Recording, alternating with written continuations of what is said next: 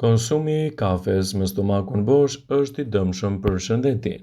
Kafeja është një nga pijet më të dashura në botë. Ka shumë lloje të kafes dhe varieteteve që mund të mbulojnë në të gjitha shijet, ndërkohë që pija magjike e mëngjesit për shumicën është kafeja shqeto. Disi është e rëndësishme të dimë se çfarë ndodh me stomakun tonë nëse pijmë kafe në mëngjes, plotësisht me stomakun bosh. Sipas Healthline, si fillim, dita juaj mund të nisë me kafe, por nuk është një aspekt i keq i ushqyerjes.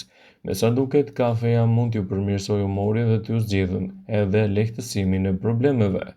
Dhe nëse nuk shtoni qumësht ose sheqer, mund t'ju ndihmojë gjithashtu në humbjen e peshës.